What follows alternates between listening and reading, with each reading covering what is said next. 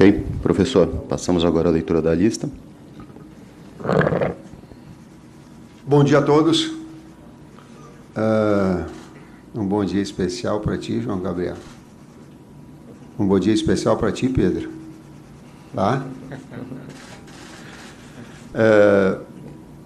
Convocação: goleiros: Alisson, Liverpool; Ederson, Manchester City; o Everton, Palmeiras.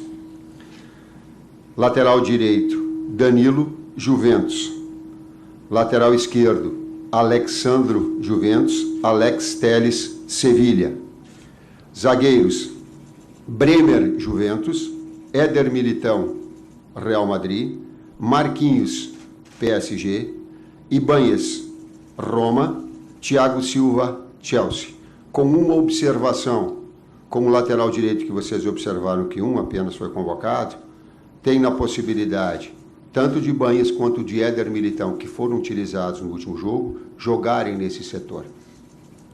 Meio-campistas: Bruno Guimarães, Newcastle; Casemiro, Manchester United; Everton Ribeiro, Flamengo; Fabinho, Liverpool; Fred, Manchester United; Lucas Paquetá, West Ham.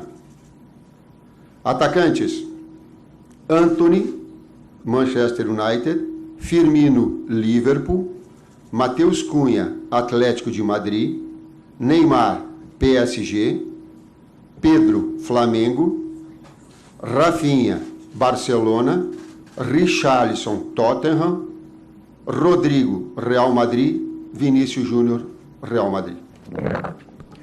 Essa, então, a lista dos 26 convocados para os próximos amistosos da Seleção Brasileira contra Gana e Tunísia. Antes de passarmos à coletiva de imprensa, o Trípoli entrega a lista impressa com os nomes para vocês. Daqui a poucos minutos a gente começa. Por falar em perguntas, por favor, nome e veículo. Tá bom? Eles ainda não começaram. Entregou aí, Trípoli? Posso começar? Então, pode ir lá, fera. Bom dia a todos. Eric Faria, TV Globo. Bom dia, Fábio, Juninho, Tite, Kleber, aqui atrás. Tite, eu estava pensando assim, quando eu cheguei aqui, que eu ia te fazer uma pergunta, mas diante da lista mudou tudo aqui que eu estava pensando. Porque eu ia perguntar assim para você, se você desse um papel para todo mundo que entrasse aqui, preencher com 26 nomes, eu acho que a maioria ia preencher 25 ou 26 do que a gente imaginava que pudesse ser convocado. Mas algumas ausências aqui chamaram a atenção, por exemplo, do Coutinho, do Gabriel Jesus, só um lateral direito. Então, assim, de fato, você vai usar esses 2 jogos para tu tirar as tuas últimas conclusões, as tuas últimas observações, quer dizer, é a última etapa mesmo do teu trabalho para a Copa? Bom dia, Eric. Sim, uma parte integrante dentro dessa ideia. Esses 2 jogos, é uma convocação para estes jogos. E fica aqui uma mensagem bastante clara a todos os atletas, com muita transparência que tem sido até então. Façam o seu melhor, preparem-se bem fisicamente, cuidem-se clinicamente, estejam no mais alto nível nos seus clubes, para daqui a 60 dias estar competindo de uma forma, aí sim, definitiva. Essas são também oportunidades para que ali na frente a gente tenha um pouco mais de paz, vamos colocar um senso de justiça, talvez esse seja maior, para que a gente possa decidir especificamente para esse, mas com respeito a todos, inclusive aqueles que estão fora, mas com essa mensagem.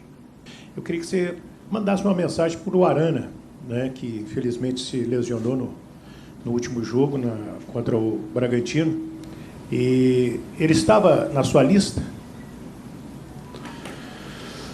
Bom dia, Wellington.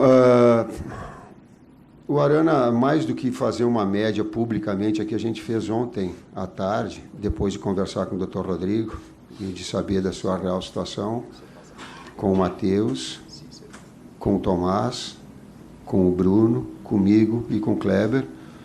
Os demais integrantes estavam em outras situações. Aquele lado humano que nos conduz, que é o respeito primeiro pessoal a todos eles.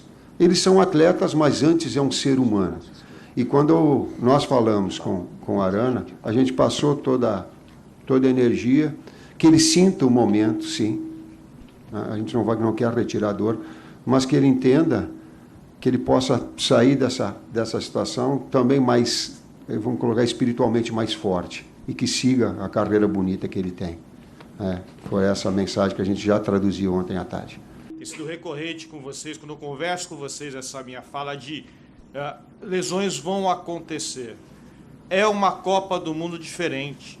É uma Copa do Mundo que irá se transcorrer de novembro a dezembro, quando principalmente os atletas europeus estão em atividade ainda. Então, lesões vão ocorrer. Espero que não ocorram com tal gravidade como foi a do Arana, que é um rapaz que eu tenho um carinho enorme por ele, espetacular, mas vão ocorrer. Por isso que nós temos que estar preparados e, como o Tite fala, nós temos que planejar. Caso aconteça lesão com o atleta A, B ou C, quem será convocado no seu lugar? Quem estará apto a disputar a próxima Copa do Mundo? Então isso faz parte do planejamento. Nós temos que ter 4 atletas por posição. Por isso também essa oportunidade, oportunizar. Cícero Melo, da ESPN, dos canais Disney. Tite, bom dia a você. Queria que você falasse desse setor ofensivo, que é onde o Brasil tem a maior disputa por vagas para a Copa do Mundo, devido à qualidade de tantos atacantes jogando aí espalhados pelo futebol da Europa, principalmente. Mas, aqui no país, a grande unanimidade, no momento, não só da torcida rubro-negra, como de todas as torcidas, é o Pedro. Aí eu te pergunto, o que você deve ter ouvido aí durante esses últimos dias todos, nas ruas, né, nas mídias sociais, pedindo para convocar o Pedro? E o Pedro entra com que chance de disputar a Copa do Mundo, já que ele não fez parte durante todo esse ciclo, muitas vezes, como todos os outros tiveram. Ele entra nessa reta final. Ele entra em igualdade de condições, entra com uma desvantagem ou entra com uma vantagem por ser essa unanimidade hoje? E o que ele te oferece em termos táticos, técnicos, por ser um jogador diferenciado naquela posição? Bom dia, Cícero. Eu estava fazendo a pergunta e eu me remeti ao primeiro jogo que eu assumi quando estava Jefferson do Botafogo no meu ouvido o tempo todo. Agora essa última era Pedro no meu ouvido o tempo todo quando andava na rua. Inclusive o Pedro conversando comigo ontem. Ele disse, o Pedro vai? Então, esse era o sentido que a gente compreende esses fatores todos. Um adendo na tua observação, o Pedro já fez parte. Inclusive o Pedro jogou. Inclusive o Pedro estava convocado antes do Richarlison e não veio porque machucou e teve aquele problema no joelho. Então ele é uma parte integrante dentro desses 50 atletas e essas novas que estão surgindo, que a gente está sempre fomentando a estarem no mais alto nível. Compete a nós, gente, e não é demagogia, é mostrar ao atleta aquilo que ele precisa fazer para estar no seu melhor. Eu, enquanto ex-atleta, eu queria, diga para mim o que eu quero, o que eu preciso para estar no meu melhor. Depois sim são as escolhas, depois sim é o nosso papel. Mas compete essa preparação inicial nós estamos. E nisso nós somos extremamente leais a todos eles a dar essa condição. Depois é a escolha. Ele é da vida, ele é do ônus da atividade. Ele está em relação ao Pedro. Pedro, especificamente, ele é um 9 de área terminal. Ele é o jogador da última bola, é o jogador da conclusão. Ele é o Fred atual. Vamos colocar dessa forma. Um jogador que tem a grande capacidade de finalização, tu constrói ou tu pega uma equipe que ela está, e ela também tem um cunho tático, a tua pergunta, uma equipe que se posiciona muito atrás, fechada, invariavelmente tu tem bolas de lado de campo que te permitam uma conclusão de cabeça. Talvez o gol que ele tenha feito de empate contra o Vélez represente bem aquilo que eu estou dizendo. Então ele empresta essa característica. Eu falei do Pedro do Goiás, porque ele também tem, e fica aqui uma referência ao grande campeonato, Pedro Raul, ao grande campeonato que está fazendo, e compete a nós estarmos acompanhando. Um jogador que é goleador do Campeonato Brasileiro, com o grau de dificuldade que tem, jogando numa equipe que não tem um investimento tal qual tem as outras grandes equipes, isso é muito. E agora nós todos, tu está falando, não vai para a seleção? Não, mas é função nossa reconhecimento de trabalho, assim como outros todos.